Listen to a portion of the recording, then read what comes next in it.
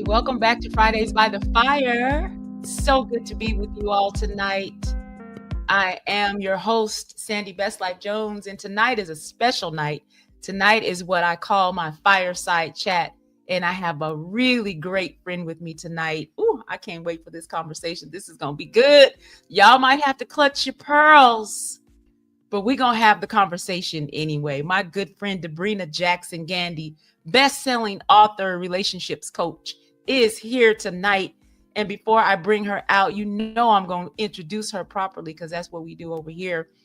Debrena Jackson-Gandy is a nationally published best-selling author, successful business owner of 20 plus years, national and international speaker, transformational success coach, relationships coach, and thought leader. She is a personal mentor to women all across the country and a creative, juicy, and joyful woman that is living her dreams. Tonight, Debrena and I will be diving into one of the chapters of her best-selling book, The Love Lies, 10 revelations that will transform your relationships and enrich your love life. Now, before I bring Debrena out, I just want to tell y'all why we're having this conversation. Now, back in the day, and this is making me laugh because it's ridiculous, but back in the day, the only advice we got from our mothers was, when you're dating, don't think about sex and you won't do it. And listen, that didn't work back then, and it doesn't work now. So we want to have a real grown woman conversation about what it looks like to use what Debrena calls her modern day courtship rules, program, way of dating to help you manage your sexual energy while you are dating. Yes, when you meet someone that you are attracted to, sexual energy can happen. It's what our bodies do. It's natural. So we're going to talk about how to manage that like a grown woman, and some other things that only Debrena can talk to us about because she wrote the book about it. I have the book right here, The Love Lies. And as you can see, it is dog-eared and highlighted because I have been studying it. So without further ado, I want to introduce and bring out to you my friend, Debrena Jackson-Gandy. Oh, I just love the applause. Last time I was on, I don't know if you had that. I just love that. Thank you. So good to be back. Yes, thank you so much for being here with me tonight. I couldn't think of anybody else that I want to have this conversation with because I know that you're going to talk to us in a way that is practical, in a way that is spirit-led, but also in a way that any grown woman should be able to receive. Even if you're not already doing what Debrena is going to talk about tonight, if it's foreign to your ears, you should be able to receive it because what she's going to say just makes sense. So that's why we are having this conversation. It is beyond time for this conversation. Yes. Yes. I agree. Thank you. Let's do it. Yes, let's dive right in because I have the first question coming off my lips is, you've said that many women have been miseducated about love. What's one of the biggest love lies that we have internalized, especially around sex and dating? And you come however you want to come. Wow. Well, I think I'm going to swoop up to kind of the macro level because, there's so many lies and they're kind of tied neck and neck for how much they have jacked us up, confused us, undermined us, created sabotage in our relationships. But I would say the two that I see that create the most damage, one is what I call the soulmate love lie. Let me spell the word. Soul, S-O-L-E, soul, S-O-U-L, mate. The soulmate love lie. And then the second one would be that a man completes me love lie. So let's start with the soulmate. And what's interesting is when I have my live Love Academy events, and I talk about this falsehood, this lie of a soulmate, it takes women a minute to get it, because what their ears heard is, we don't have a soulmate. There's no such thing as a soulmate. That is not what I said. What I'm dispelling and debunking is the notion fed specifically to us as women along gender lines, that out of the vast world of 8 billion people on planet Earth, that there's only a single solitary human being man with whom we could possibly have a deep soul level connection. That is the lie.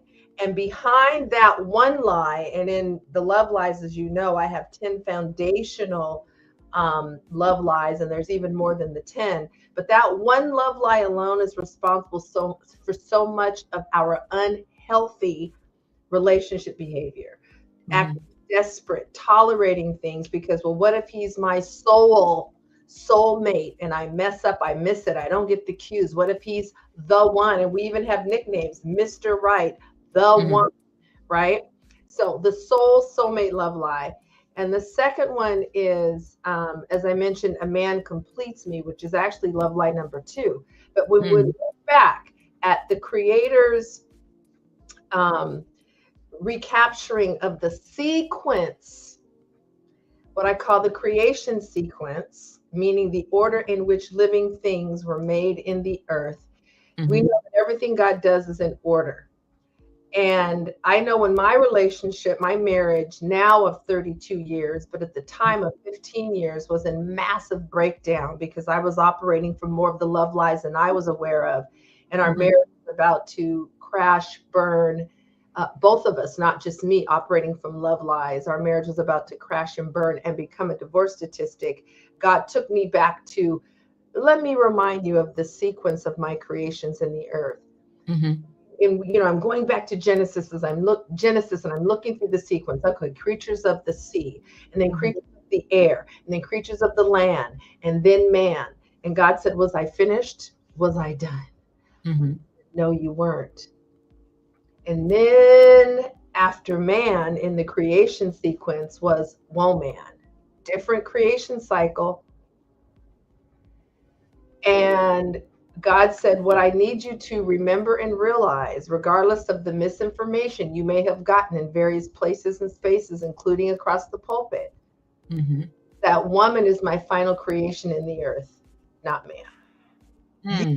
If there's such thing as a completer, you are the completer, and you have not a lie that a man completes you. He said, you are the gift. Go back and check out how I presented you to my son, Adam. Went back, found those verses, and I was just blown away by how we were created from love, from Adam's DNA material, living matter, presented back to him as a gift of love. Even in the love lies, I wrote a poem called The Gift. So us thinking that we're subordinate, and I know I've been in many churches where the pastor emphasized, and you might be able to relate to this too, he emphasized, well, man was created first. Man was created first. But when you talk about a creation sequence, it's the final. We were the final. We were the culminating glory, the crowning glory of it all.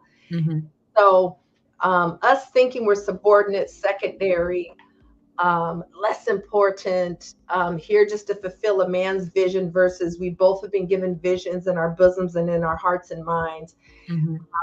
That has messed us up as well. And it's not in order with God's divine design. We've thrown some stuff in there and made some stuff up that's not even in the divine design laid out very clearly in the New Testament. Okay. That's really interesting, because I think because that's not what we've been taught, and it's not what we've been conditioned to believe. When we go into dating, sometimes we operate from a mindset of I'm second. I'm not as important. Because we've been taught that he was first, we came second, and then all of the submitting and all of that conversation goes towards the man. And so that's how we show up while we're dating most of the time. Well, let me be clear that God's divine design is a beautiful balance of power. The divine design he lays out in scripture covers context and content. And there are some very specific, what I call divine assignments, because the word role and roles is not in scripture when it lays out the structure. Ephesians and Corinthians, it has no mention of the word roles. So that's a big deal in church. We hear roles of the husband, roles of the wife. That's out of order. Roles are for theater and movie production parts. And so we must understand that these divine assignments of husband and of wife are complementary, non-competing, and they work together. And one of the wife's divine functions is to submit. I didn't say submissive wife. That puts a focus on the noun of wife, and submissive becomes an adjective. It's not an adjective, it's a verb. God's divine design focuses on actions, how to interact and relate in covenant. So it's submit, not submissive wife, or you shift the focus to a noun instead of to how you interact and engage. And submit is a verb that is uniquely one of the multiple functions of wife. But if you take it out by itself, it's not in the dating space, it's in covenant. It's not for a girlfriend and a boyfriend, a fiance, for husband and wife in covenant. And because I see a lot of podcasts, what do you think about women submitting to men? Hold up, that is a privilege. Yeah. Clear. And it's not standing alone. There's 11 functions all working together. So you can't pull one out. Submit, headship, no. This is a beautiful, let's call it recipe. You can't pluck out one ingredient. They all work together to create this beautiful freedom model of love relationships called covenant marriage. So yeah, we can have more conversation about that word submit, because we haven't been given definitions of what it looks like in practice and demonstration, and how it works beautifully in God's divine design. Because most, even Christian marriages, they're not experiencing, a wife doesn't know what it feels like to submit, and a husband doesn't know what it feels like when a wife submits. And that also throws off the balance of other functions that aren't happening, because when one is off, it puts a tilt on the whole relationship. So, and it's a glorious thing. God knew what God was doing when he created this design. And so many of us are not experiencing the freedom, the joy, the juiciness, the self-expression, and all the things that are intended to be byproducts of this model. Okay.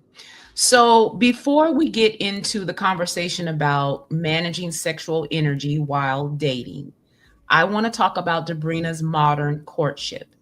And what does it look like when a woman is dating in alignment with that framework? What does that look like? Right. Well, scripture is clear about covenant and God's design for that. However, there's no mention of dating, because dating was not a phenomenon or a reality or a thing in the days that scripture was written. It was arranged marriages.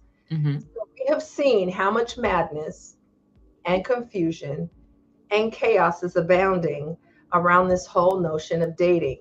So when I was writing my book, The Love Lies, and I was talking about the divine functions in it, this is the book is for single and married women. So the married conversation does not take over the book. It's a part of the book. So in the section where I'm talking about the divine design, I said, I am restating what is already laid out in scripture when it comes to divine design. I'm not making anything up. I'm just simply taking, and I use New King James Version for my own study. So I was pulling straight from scripture. But when it came to dating, I knew I needed to create a way that was very different than how we'd been doing it to date. Because if we have a 51% divorce rate in America, the worst in the world out of 196 countries. And we experienced a 40% spike in divorces during and since the pandemic. Know that whatever we're doing is failing epically. And the lead up to that failure is what we call we date first, and then we're engaged, and then we're married. So I knew that we needed to relook at the whole thing, not just be clear about the covenant marriage model. And so that's why I created Debrena's Modern Courtship, so that a mutually honoring model of getting to know each other could come forth. Because how we've been doing it, sex is entering by the third date, people are ghosting each other. When people talk about love relationships, there's often the pain and hurt that's left as a memory. We don't hear people talking about the joyous, ecstatic experiences they've had. And so I said, well, how we've been doing dating has a lot to do with that. So I said, my model is truly going to be about, if that's in fact what we claim is happening during dating, is that we're getting to know him and getting acquainted. Debrena's Modern Courtship is truly going to support that. So are we bull about it, or do we really mean it? So that's the premise. Is I knew I needed to create a model because that was sane and honoring and in line with scripture. So the first thing is, if we really are about getting to know a man, all these things that we start to judge him about and scorecard him about in our minds don't fit. Because you're getting acquainted with, or you're getting to know, you come with an attitude of curiosity and fascination. There's no judgment. There's just new data. So the whole dating madness going on is, oh, well, he needs to have this, and he needs to bring this, and he needs to bring this to the table, and all of these expectations and all this judgment and all of these features, not even qualities, but features that do not ultimately come to bear in a juicy love relationship, and definitely a juicy covenant marriage if it comes to that. So that was what was the inspiration. I'm like, the madness is out of control. So the Debrena's Modern Courtship has a process to it. It has an order to it. It's not the wild west. For example, there is I've already laid it out. There's a graduated, slowly progressing pathway. Acquainted. Keep sex out of it. Right now, sex enters by the third date. I didn't say it enters on the third date. I said by the third date. And that cuts across ages. So it isn't just the 20-somethings. It's the 50s and 60s and 70s. Ooh, child. And it applies to non-Christians and who? Christians alike. So the energy and the power and the connection that happens during sex, entering that soon, we know we're going to have problems, because there's not a foundation to support that level of connection. You can't be connected than two bodies joining. True. And so I talk about, as you know, managing the sexual energy, because the current dating model says sexual energy is the centerpiece. It's the glue. If it enters really soon, hey, it's casual sex. There's no such thing as casual sex. That's a lie from the pit of hell. Anytime you can create a whole nother living soul out of joining bodies with someone. Nothing casual about that. If you understand the hormone oxytocin, which women secrete more of, excuse me, during intercourse, then you know that there's no such thing as casual sex, because that's the bonding hormone. So yes, my courtship model is about a slowly progressing process of getting to know each other, and start with a date in the daytime, in the daylight, more than an hour, and you build up the number of what I call energy units if you agree to have successive dates. So first date, 60 minutes of time, coffee. Something under $25 for both of you. And then if you agree and you do know after 1 hour if you want to be back in someone's company, you do. And so if you agree to get together again, and if a woman was what I call a great date, absolutely will be trying to set up the next connection with her before they leave each other's company. He will not be saying, hey, I'll give you a call. Hey, I'll be in touch. Are you kidding me? When a woman has a great date and she's present and she's listening and he loves how he feels in her company, and her follow-up questions and her questions clearly reveal that she is interested in getting to know him, that judgment is not in the picture. She is leaning in with curiosity. Her light is on. Her radiance is on point. He will let you know before he leaves your company if he wants to see you again. He is not waiting till you all part, because he knows if he is noticing all this, other men are too. So he's trying to lock up the next get together while he still has you in his presence. So now you said, I just want to touch on something really quick. You said the first date, it's okay to be a coffee date. Absolutely. Why is there so much controversy about that? Because some of these young women who don't know, who are operating on a very materialistic, what can he do for me? And a good date is all about how much money he spends, don't get it. Because starting, you want to have some place to graduate to. We've cut out all the spaces for graduation. If I start evening, if I start dinner, I'm already, in most women prefer a man pick up the tab. So he's already out of 3 digits, 100 something plus, 200 something plus, 300 something plus of money energy units. And it's evening. So now you're already under the cover of night. So all you can do is have a longer night date. And then after a longer night date, here comes date 3, bam. And what's happening? Sex is entering the picture, because we have no room for any graduation, any progression, any increased investments of energy, because you started way in the deep end of the pool. Start on the 3-foot end of the swimming pool. Move to the 4-foot, move to the 5-foot. Then you cross that buoy line in the middle, and then you get on the deep end and go to the low dive first, then go to the high dive. We've gone straight to the high dive, first date. And we're in the deep end. Sex is entering by date 3. So I am in total disagreement about starting with these real pricey first dates, and that means the more he spends, the more he likes you.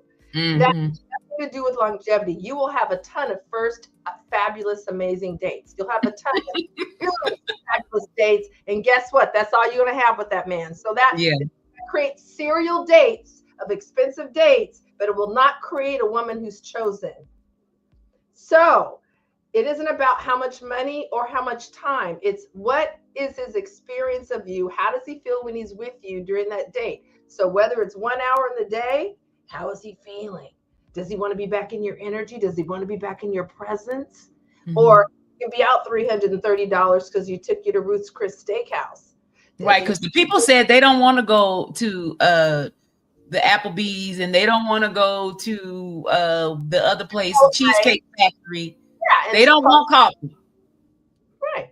But that's ignorance talking. It's ignorance talking, Sandy, because I have women, and I don't just mean having more and more dates. The reason we date is to get acquainted. And the reason we date is it's a pathway to seeing if this is someone you want to choose and if you want to be chosen by. We're not just dating to spend money. Ooh, that was good. Wait a minute. Go back to that.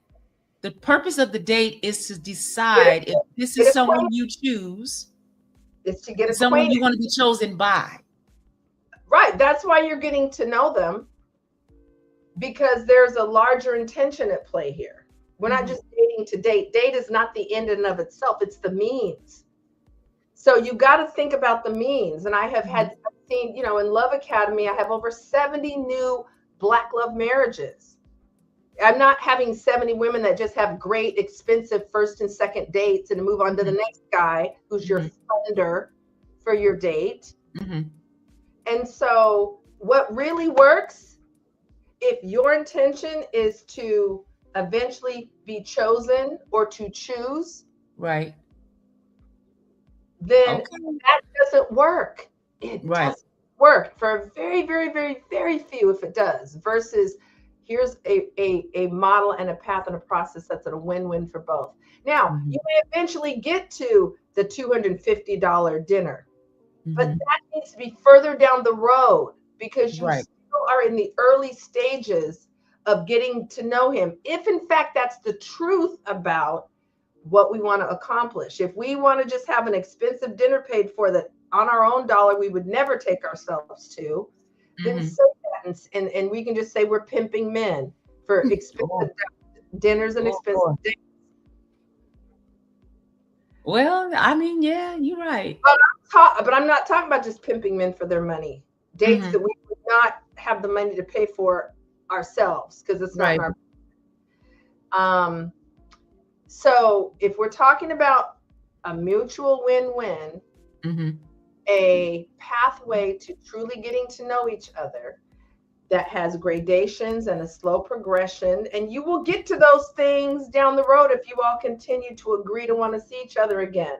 No problem. We'll get to an evening date after we've had our coffee, where the investment of energy units, that's what it's about. It's not about dollars determine quality of date. So we got to get at that.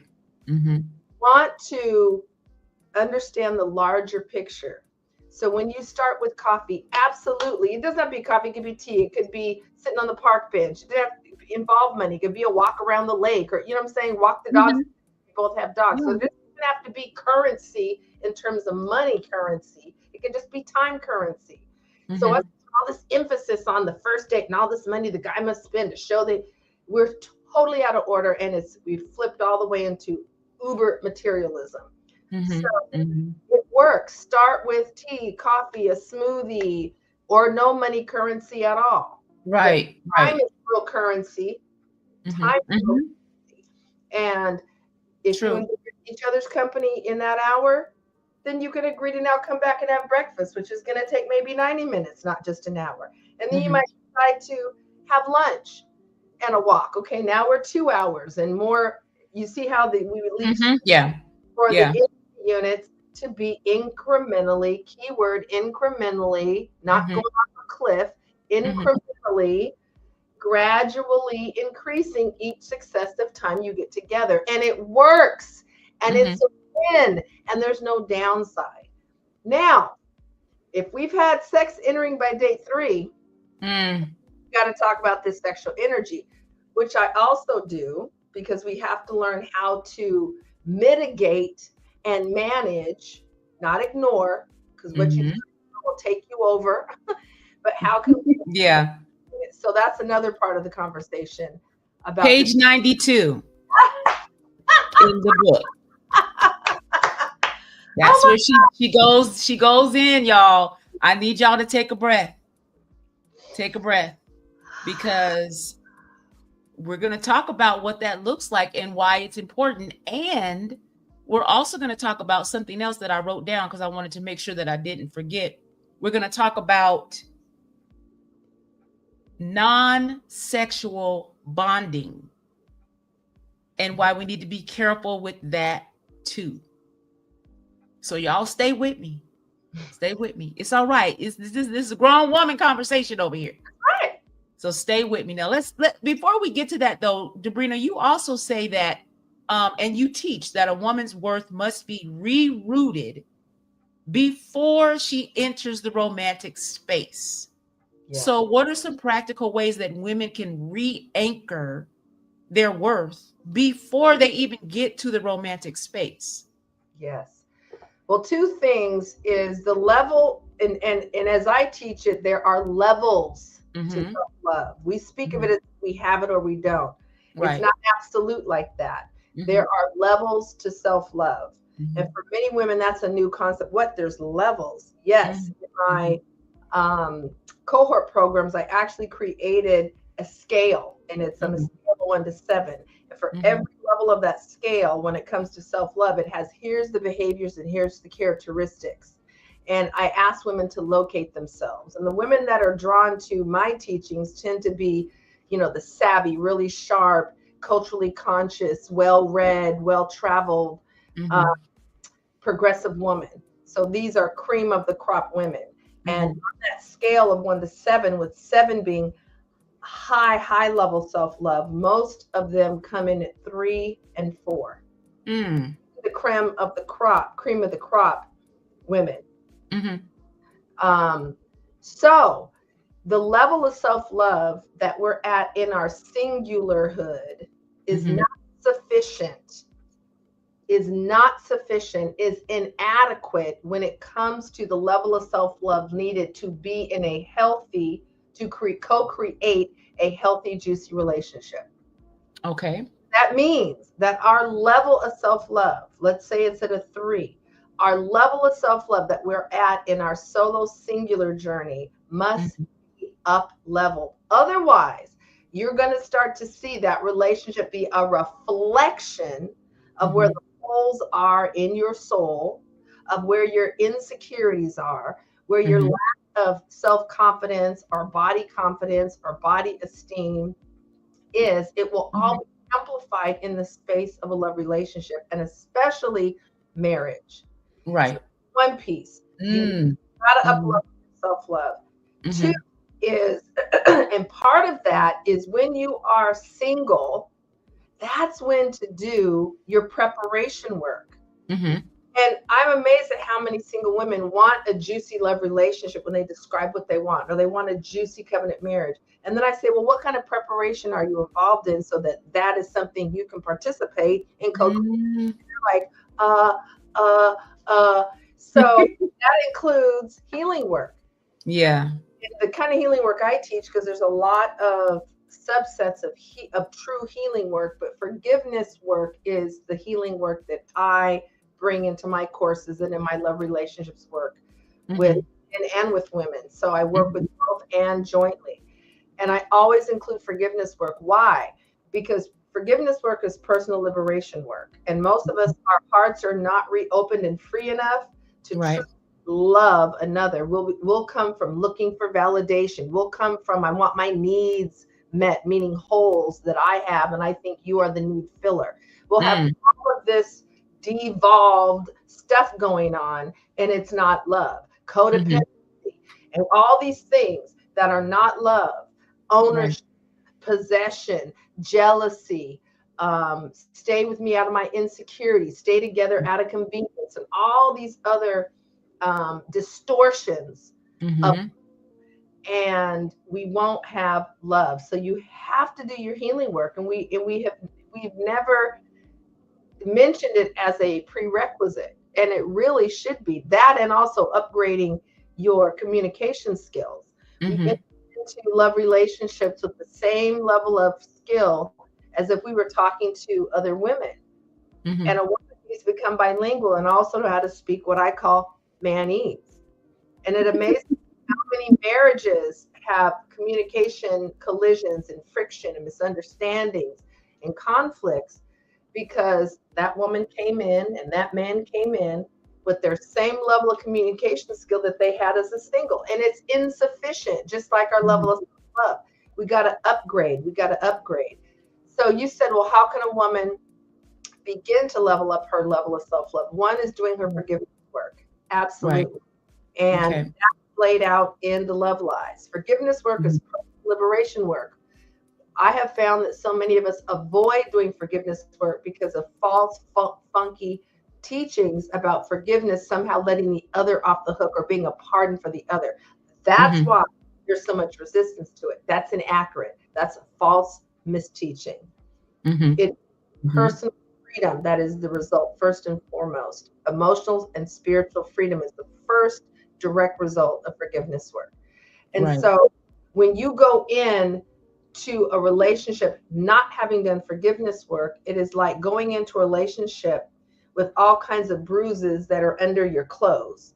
And what will happen, because the other person can't see the bruises, it's covered by your clothing. But as soon as let's say I have one here on my shoulder, the man I'm dating, the fiance I might be saying yes to, the husband I may say yes to, they can't see the bruise.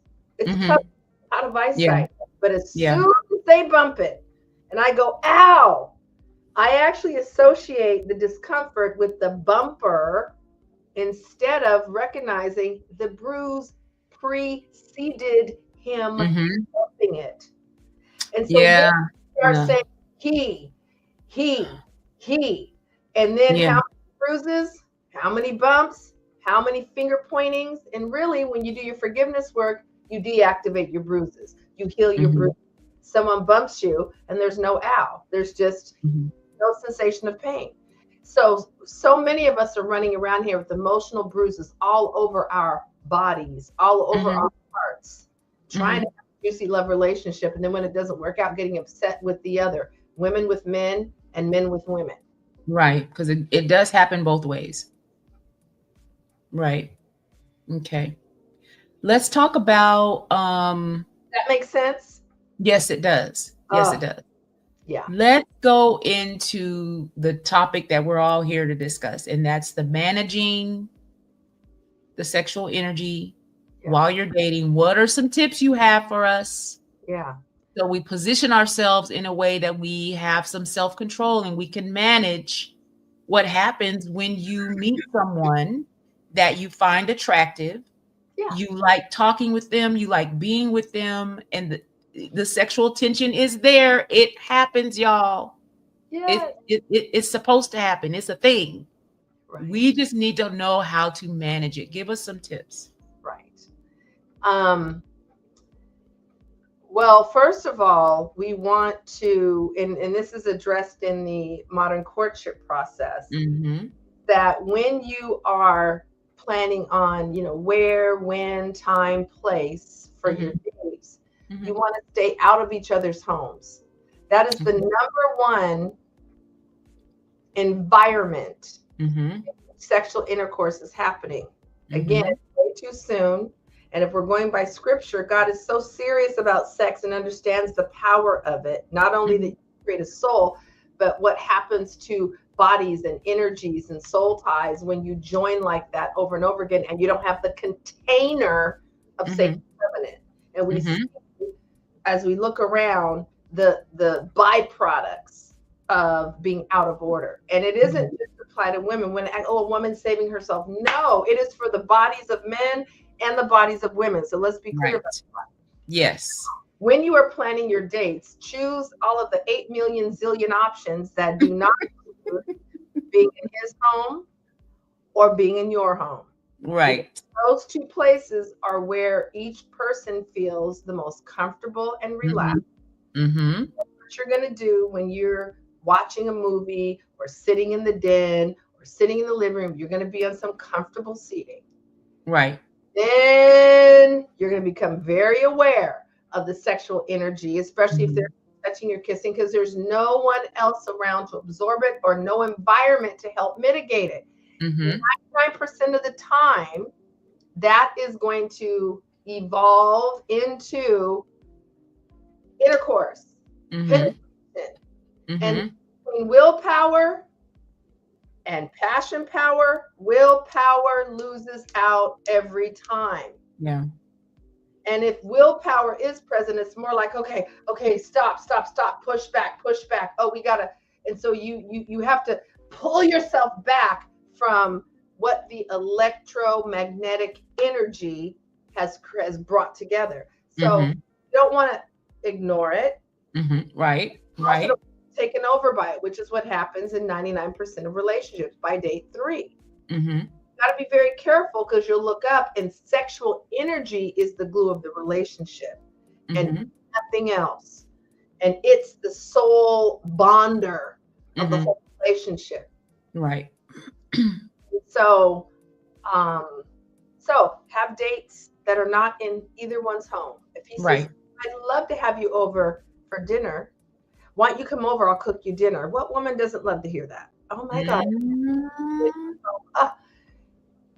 Hold up. Is it only date 2? We've only had 60 minutes together and $23.99 on some smoothies and a not $23.99. $23.99. So then a woman, because she's the natural pace setter, and tone setter. A woman is the pace setter and the tone setter. So we get that backwards too, but go ahead. We sure do. So when he says, hey, I would love to cook you dinner. You should come over. Then you can redirect. Keyword, redirect. Keyword, redirect, and say at some point, that would be wonderful. So you're not saying, oh, hell no, but you are saying down the road, that's a possibility. Right.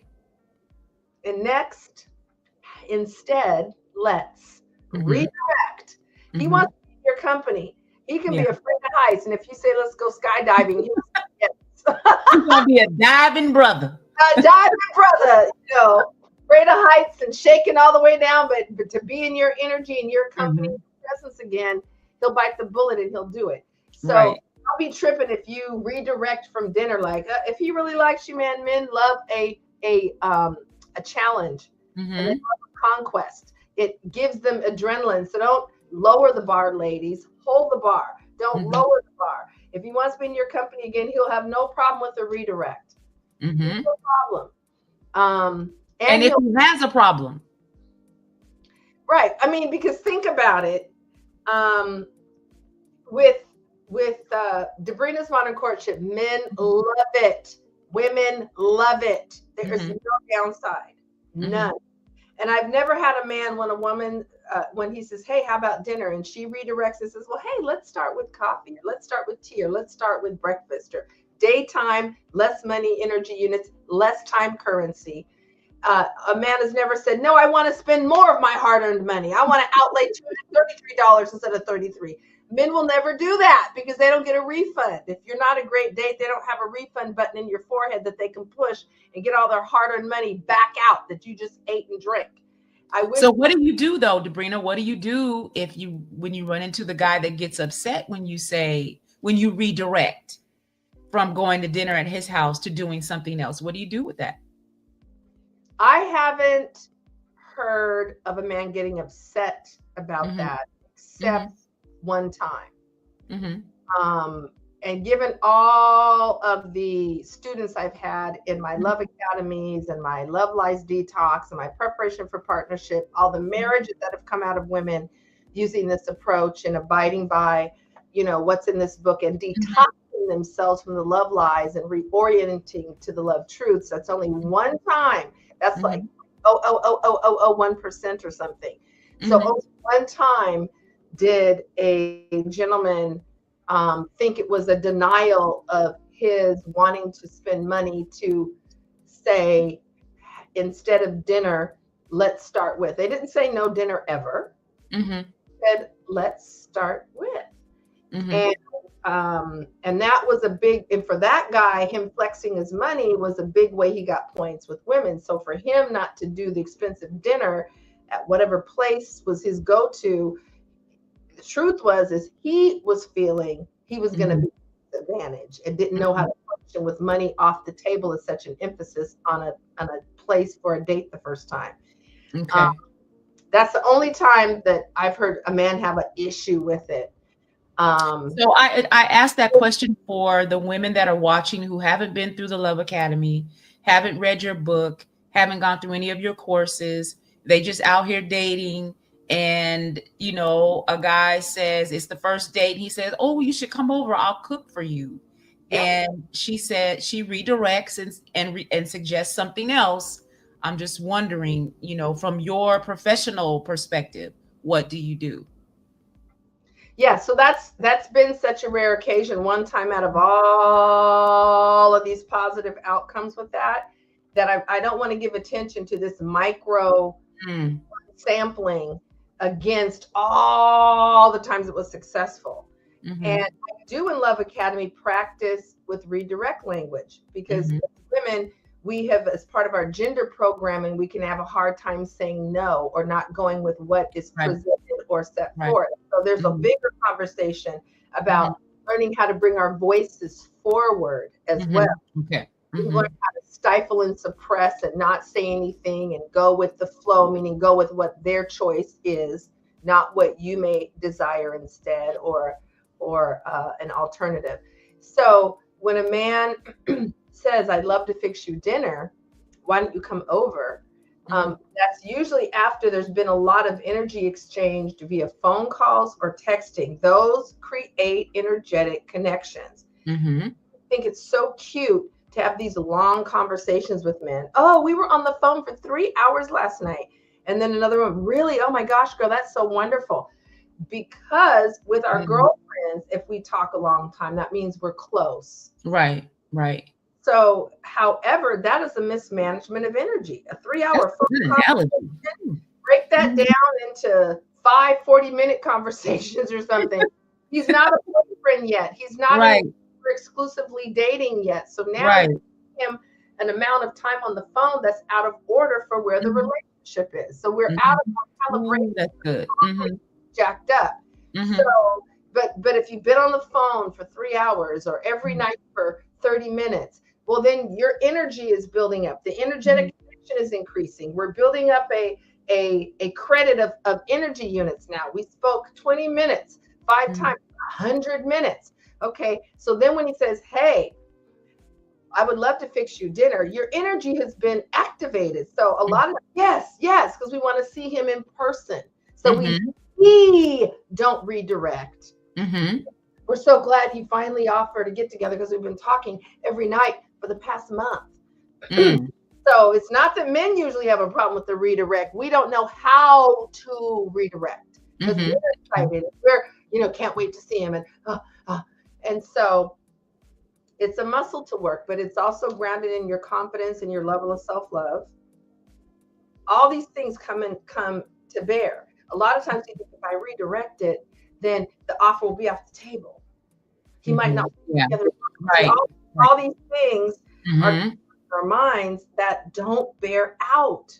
If he wants to be in your energy, then he will take, let's meet for coffee versus go prepare food and buy food and it's less energy for him. It's less energy for both of you. You will have time for those to increase over time if you continue to want to be back in each other's company again and again and again. There's no rush. We act like there is some rush. What is the rush? Right. We're moving at 75, 85, 95 miles an hour in the dating space, and it's jacked us up because there's been no foundation of really getting to know the other.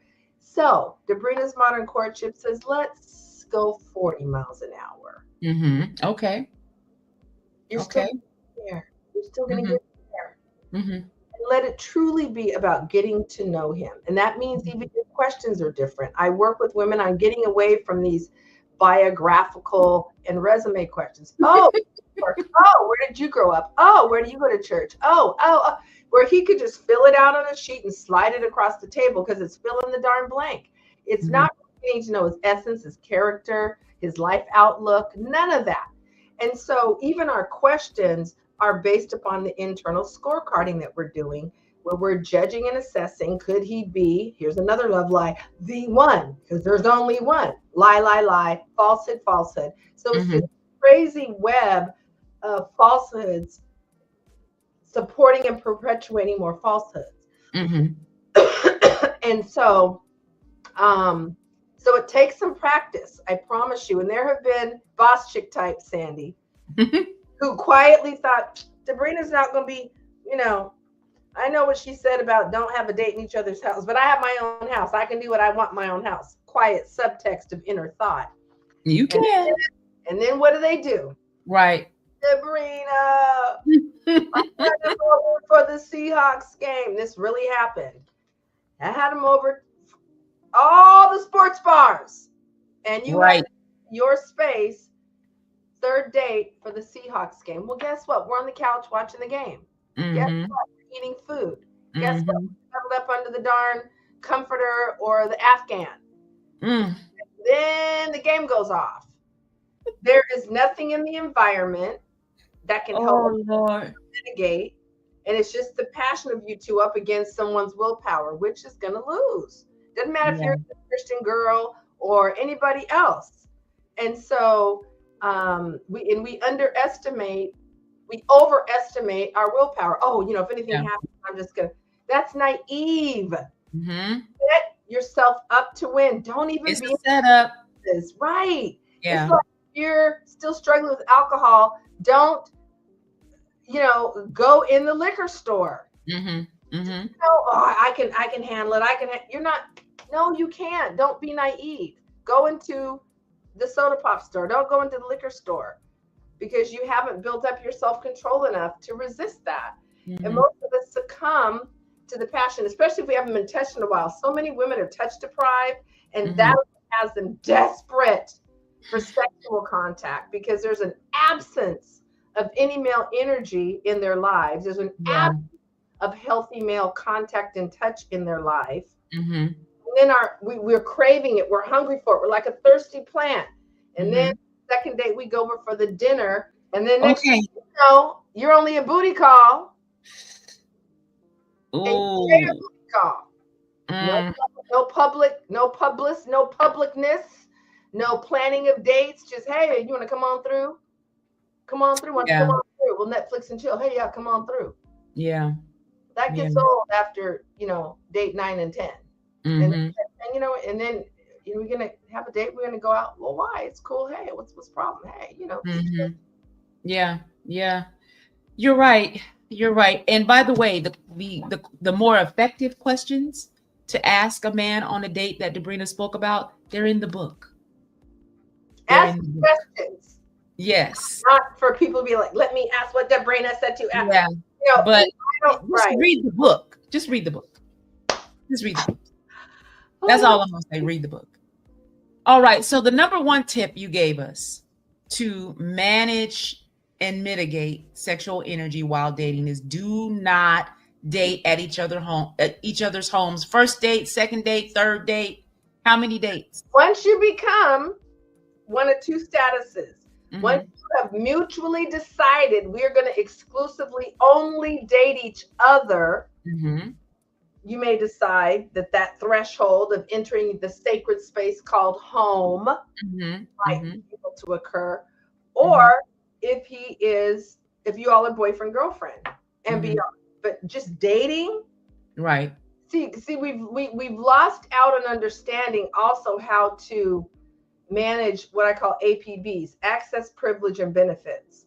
So to come to your home, your sacred space, where you dwell, where you live, the haven you call mine, there's no other place on the planet that has your address. This is my dwelling place.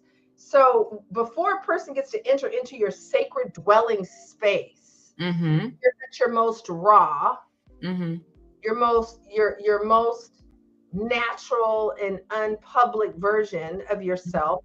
He has to have achieved a certain space in your life before he even gets access across the threshold, and vice versa. Right. And so to have a guy over at your home should be something that only occurs possibly once you've mutually agreed to, if you get there, be dating each other exclusively. Or you might even say if we get to boyfriend, girlfriend, once he's boyfriend. And I promise you, if a man says, oh, when are you going to have me over? And a woman can very charmingly say, oh, only a boyfriend would get to actually come hang out at my home. Okay. Got the data now. You're not boyfriend. That's a privilege of my man. Right. My man. And I'm not saying you're not my man. I'm not getting funky. I'm just saying, right. Oh, the boyfriend would get to hang out in my house with me. We just created some delineations. Right. So also what's happening, and that's a whole nother conversation, is we've lost delineations in dating, and the who sets it is the woman. So if he's already hanging out at your house and you're still just dating, he may be dating multiple, you may be dating multiple. Then if he already gets access to your house, then he's gonna next want access to your bed. So are we taking the process of dating and the state of being in a relationship and conflating the two? Are women like that? Yeah. Oh, absolutely. How many times? I mean, there was just a movie I was watching called, what is it called? So High or Go High or High There, something like that. 2-word movie about this guy takes this girl away to an Airbnb for the weekend in the mountains, and they have cozy time reading books and swinging in hammocks, and then they're playing around with some, bondage stuff they find in the closet, and she, handcuffs him to the bed. And then she goes, our relationship, and I love having you as my boyfriend. He's like, wait, what? She left him tied up, and then she started to melt down and freak out because she's like, wait, what? Why would you bring me out here and be da-da-da, and all the gooey eyes and all the swinging in the hammock? And I'm still operating from two totally different understandings that they never agreed to. Right. That happens all the time. Mm-hmm. I will say to women, oh, so are you all exclusive now? Oh, yeah, we're exclusive. Oh, you had an explicit conversation about agreeing to both be exclusive? Well, no, but we spend so much time. I don't see how he has time to see. Not the same. That's not the same. Yeah.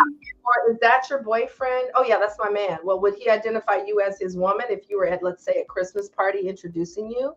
Would you even be at the party? Would you even be there?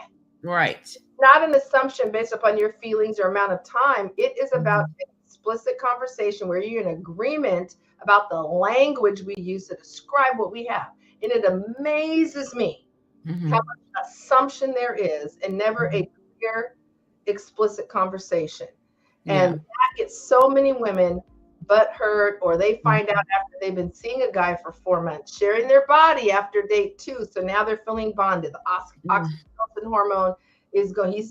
She's been staying at his house. He's been staying at her house. Every time they get together, they're having sex. Finds out that there's some other women he's seeing, and guess what she says? He's been cheating on me. No, he hasn't. Classic for he's a cheater. No, you never had an explicit agreement of exclusively dating each other. You assumed, but then when you find out, you feel betrayed. You haven't been betrayed. You were operating on your own assumptions and did not bring your voice forward. Have a conversation to find out, where is he with this thing you all have, and where are you with this thing you all have, and are you all using the same word to describe what you all have, and are you in agreement on the behavior that goes what you describe? That's not happening. Do you find that the reason why that conversation, that explicit, crystal clear conversation is not happening is because women don't actually really want to know if they're the one? It's easier to assume I'm the one than to actually let him tell me that, or ask, or just have a conversation about that. Right. Why do you think those conversations don't happen? They're afraid of what the answer might be. Yeah. And they're not quite sure of how much he likes her. They may like him more, which they've got more emotional investment in it. So instead of finding out and knowing for sure, let me keep in my fantasy world so we can keep doing this thing. And so it's based upon avoidance. But if a woman gets her worth, and when a man is into a woman, he'll move heaven and earth to be in her company. He'll move heaven and earth. I remember when I was dating my husband, and we had gone out for Chinese food, and we were now exclusive. And he was going to come over. We decided at dinner he was going to come over and hang out, and stay over. But he didn't have, his overnight bag or whatever. So he goes home to get his overnight bag, and I guess he got food poisoning from the. So he comes back to my door. Now this was summer. He comes back to my door in a ski jacket with a skull cap on, a scarf around his neck. And his overnight bag. And I'm like, sir, I don't feel so well. I think I got food poisoning. And I'm thinking he was going to come back. He just, bundled up and came on over, I was like, this man is into me. Bless his heart. You will know. In other words, you will know. Yes. Absolutely. So any rate, this time goes so fast. I know. I want to talk just really quickly. Okay. Touch on the sexual bonding that's not actually sex. Why is that emotionally, spiritually, and relationally something we need to be careful of? And why does that get overlooked in the conversation about intimacy? So I'm going to have you break down what you mean. grown woman conversation. So Mm-hmm. tell me exactly what you mean. So one, I'm operating on the same page. And so your viewers are clear about what you mean. So you mentioned that in the scenario you used, you're at the house, you're watching the game. Next thing you know, you're under the comforter together. Next thing you know, you're cuddling, you're spooning, you're doing all the things, but nothing sexual has happened yet. Why do we need to be careful with that? Because touch is currency. Mm-hmm. And, having $10 is different than having $1,000. So touch is currency. And if someone gives you a gift that's $10, you can feel certain, let's say $20, you can feel a certain way. Someone gives you a gift that's $2,000. You can feel a little weird about it if it's only like your second date. Right. Okay. Not a foundation in place for that many money energy units for a gift. That's more like a gift for a wife on the 10th anniversary. You see what I'm saying? It's Yeah. order. Energy doesn't lie. So we need to pace our touch and interaction and body contact the same way we need to pace, because it's an energy unit as well. So you might not even know their middle name, but their tongue is down your throat. You may not know even what their birth date is, but they got their hand down your pants. You know what I'm saying? I mean, so we're out of order with access to our bodies, with inadequate foundation of just knowing the person. And there's a reason we have this word intimacy. Right. It describes that closeness that can be accomplished between bodies, and it doesn't have to be entry of each other's bodies. Right. Right. That's the emphasis I really wanted you to touch on. Yeah. Yeah. So again, you're not going to be under a comforter at the restaurant. Hopefully not. Right. I've never seen it. That's something you'd only do in the privacy of your home. Right. You wouldn't even necessarily do it if you were at someone else's house watching a football game with another couple, right? That's something under the comforter on their couch together. That might be something you might do at your home where you have even more comfortability. So we want to use environments to help us manage the contact, manage the energy units. It works beautifully. Right. And if you stay out of each other's homes, that is the number one way to help us manage it and not have it take over, because it feels good. It will take over. It's a willpower fight to resist something that feels good to both parties. So that battle, hands on the chest. Ooh, okay, what do we do? Ooh, cold water, cold shower. Let's set ourselves up to not have that battle. Let's the environment to help manage that. Stay in public spaces. Stay out in the pub. There's so many cozy little spots you can go to in a hotel lobby and at a bar. Or stay in public spaces and let it help you manage the degree of interaction in terms of touch and physical closeness. And it's a win for everybody. Men have a lot of self-control. We speak like they don't, but when you watch on the pro athletic field, on the pro court, in military, they're highly, highly disciplined. It's often us that are not the disciplined ones. And put it on men. So men have a lot of discipline. If they've met a woman they dig and they love your energy, they love your presence, they love your fascination and curiosity that you bring to the interactions. And to them, you have a look that appeals to them, and all those things, he will be patient.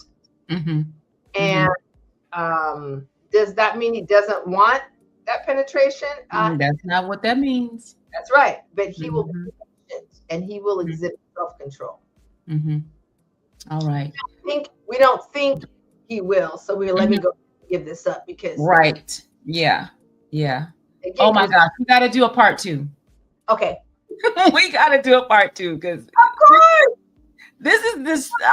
Okay, I got to watch the replay so I can just go back and really absorb everything you said. This was such a rich conversation. Thank you so much, Debrena. I'm telling you, there's nobody else I would have wanted to have this conversation with. Oh. Because you don't sugarcoat what needs to be said. We need to know we have the power to manage these emotions. We can manage our emotions. Yes. It's possible. We don't have to go off the cliff. That's right. Yeah. Yeah. And there's a way to do it. And I firmly believe the first step is to get this book, The Love Lies. Let me make sure you can see what it's called. It is available on Amazon. The Love Lives, 10 Revelations That Will Transform Your Relationships and Enrich Your Love Life by Debrena Jackson-Gandy. You also have some other stuff coming up too, right? Yes. Well, they can also, I also will mention, if they just want to copy the book, they can go to Amazon. If they want it personalized and signed, they can go to my website. Or actually on the website, it's going to send you to Amazon. So never mind. So yes, can get it through the website and it'll take you to the Amazon portal. And then my signature and favorite cohort program is coming up. We kick off the 3rd week of January. It's called Holistic Success. And it's all about how to live and be a sacred, self-caring, juicy woman in all areas of your life. Instead of the hollow success model that we've been given by the Western American culture, the ripping and the running, the overwhelm, the overdoing, I introduced a new framework for success called Holistic Success that honors the essence, honors the feminine spirit, and it gives you an experience of deeper joy, peace, ease, and flow. So yes, if your viewers would like to get on the wait list for that, we're going to start registration in a few days, and it only is for one time all year because it's a 12-month cohort program. We move through it in a community of other like-minded women.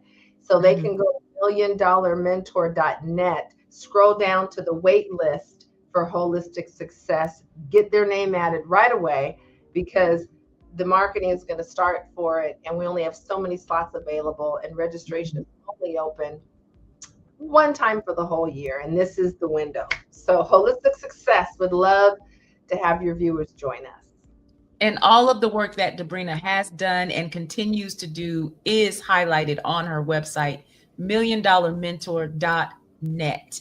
You can go there to get all of the Debrena Jackson-Gandy information that you could possibly need. Start there, but then go to Amazon and get the Love Lies because you need this book. If you are a grown woman dating, you need this book. I'm telling you, this book is going to remind you. Yes. It's going to remind you that you have choices. You can govern yourself accordingly when it comes to sexual energy, when it comes to the decisions that you make about intimacy, when it comes to the decisions that you make about who you date. You get to govern all of that. You don't have to leave that to chance, and you don't have to leave it to him. It's all in your hands. It's in your lap. So you need to take care of it. Yes. Amen and amen. Amen. Well, thank you again for being here tonight, Debrena. Thank you so much. I can't wait to bring you back. We will do a part 2. Absolutely. All right. Well, I love you. Always keep your word. You said that the first time I was on, and I'm back again. And I'm always going to come back again because I love these conversations. I love your candor, your direct shooting. It's so needed. It's so needed. So thank you. Thank you, my sister. Love you.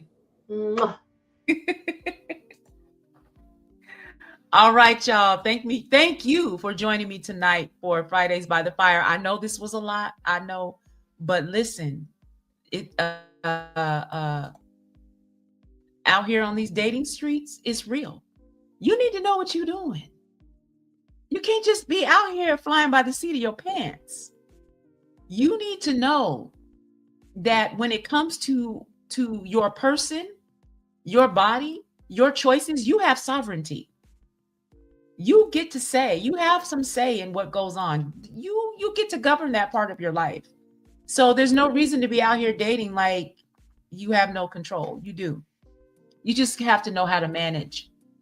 We have to know how to manage our emotions to make sure that we set ourselves up to have a successful interaction with the man that we may be interested in. Management is the key.